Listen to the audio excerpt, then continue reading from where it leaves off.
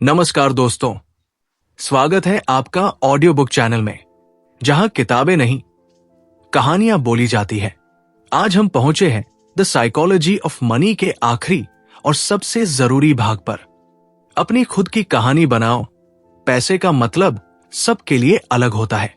सोचिए, आप पैसा क्यों कमाना चाहते हैं? दूसरों को दिखाने के लिए या खुद की जिंदगी को बेहतर बनाने के लिए? मॉर्गन हाउसल कहते हैं, हर किसी की फाइनेंशियल जर्नी अलग होती है और सबसे बड़ी गलती है दूसरों की नकल करना। इस भाग में जानेंगे कैसे पैसा आपकी पहचान नहीं, आपका जरिया होना चाहिए। क्यों हर किसी की अमीरी की परिभाषा अलग होती है और कैसे आप अपनी सोच से अपनी कहानी बना सकते हैं, नकल से नहीं। तो चलिए शुरू करते हैं। पार्ट 7, अपनी खुद की कहानी बनाओ। एक ऐसी बात जो आपको भीड़ से अलग सोचने की ताकत देगी। एक आदमी एक छोटे से गांव में रहता था। रोज सुबह उठकर खेतों में काम करता, दोपहर में आराम करता और शाम को परिवार के साथ समय बिताता। एक बार एक बड़ा बिजनेसमैन वहां आया और उससे बोला, तुम अपने खेत का प्रोडक्शन बढ़ाओ, ज्यादा कमाओ, फिर ट्रैक्टर लो, फिर मशीनें लगाओ, फिर कंपनी बना लो। गांव वाला बोला, फिर? बिजनेसमैन बोला, फिर आराम करोगे जैसे अभी कर रहे हो। और यही आती है वो सोच जो द साइकोलॉजी ऑफ मनी के आखिरी भाग की आत्मा है। हर किसी के लिए पैसा कुछ और होता है। सोच का फर्क, एक ही पैसा, अलग मायने। मॉर्गन हाउसल कहते हैं, पैसे की समझ तब बनती है जब आप जान लेते हैं कि आपको पैसे से चाहिए क्या। किसी के लिए पैसा सुरक्षा, किसी के लिए स्टेटस, किसी के लिए फ्रीडम और किसी के लिए फन। समस्या तब होती है जब हम दूसरों के नजरिए से अपनी लाइफ चलाते हैं। सोशल मीडिया ने सोच बदल दी। इंस्टाग्राम पर कोई दुबई घूम रहा है, कोई टेस्ला खरीद रहा है, कोई रूफटॉप पार्टी कर रहा है, तो हम सोचते हैं, यार हम कहां रह गए, मुझे भी ऐसा चाहिए। पर क्या वो चीज आपको चाहिए या बस किसी और की देखा देखी में? आज का इंसान अपनी जरूरत नहीं, दूसरों की चमक देखकर जिंदगी तय कर रहा है। अपनी फाइनेंशियल कहानी खुद लिखो। मॉर्गन कहते हैं, दूसरों की जिंदगी की नकल करके आप अमीर नहीं बनते, उलझन में फंसते हो। हर इंसान की फाइनेंशियल जर्नी अलग होती है। किसी को पैसा चाहिए ताकि वो 40 में रिटायर हो सके, किसी को चाहिए ताकि बच्चों की पढ़ाई अच्छे से हो, किसी को चाहिए ताकि वो दुनिया घूम सके और किसी को सिर्फ बेसिक जरूरतें पूरी करनी है। कोई गलत नहीं है जब तक वो उसकी खुद की सोच से निकला हो। कहानी जो आपकी जिंदगी को बदल सकती है। एक लड़की थी नेहा, एमबीए किया, बढ़िया कंपनी में नौकरी लगी, हर महीने 1 लाख रुपए सैलरी, महंगे कपड़े, ब्रांडेड पर्स, फाइन डाइनिंग। लोग कहते, क्या क्लासी लाइफस्टाइल है नेहा का। लेकिन नेहा अंदर से थक चुकी थी। हर ईएमआई, हर खर्च, हर दिखावा उसे एक पिंजरे में बांध रहा था।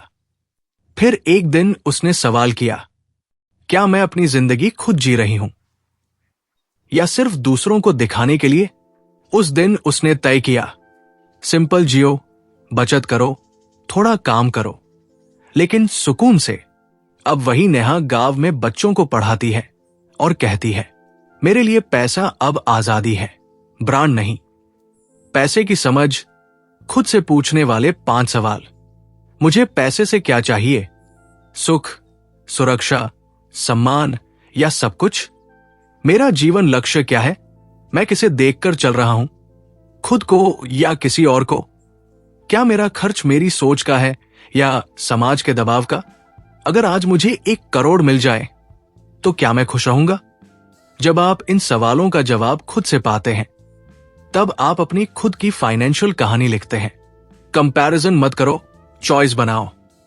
मॉर्गन कहते हैं, be careful who you admire, you might be admiring someone who is secretly miserable. मतलब, जो दिख रहा है जरूरी नहीं कि वो अच्छा जी रहा हो। आपका उद्देश्य ये नहीं होना चाहिए कि आप सबसे ज्यादा कमाएं, बल्कि आपकी जरूरत के हिसाब से कमाएं और चैन से जिए। असली सफलता क्या है? क्या यह है कि आप करोड़ों कमाएं लेकिन रातों को नींद ना आए? या फिर यह है कि आप ठीक ठाक कमाएं लेकिन मन की शांति हो? मॉर्गन कहते हैं, पैसा तभी आपका है जब वो आपको उस जिंदगी की तरफ ले जाए जो आप जीना चाहते हैं। तो अब क्या करें? 1. अपनी फाइनेंशियल परिभाषा बनाओ। मेरे लिए पैसा मतलब क्या है? इस सवाल का जवाब ढूंढो। 2. दूसरों की लाइफ से इंस्पायर हो, कंपेयर नहीं। हर इंसान का बैकग्राउंड, स्ट्रगल और रास्ता अलग होता है। 3. शांति को सक्सेस से ऊपर रखो, क्योंकि पैसा कमाया जा सकता है, शांति मुश्किल से मिलती है। 4. अपनी प्रायोरिटी लिस्ट बनाओ। होम, फैमिली, हेल्थ, फ्रीडम, किसके लिए पैसा चाहिए ये जानो।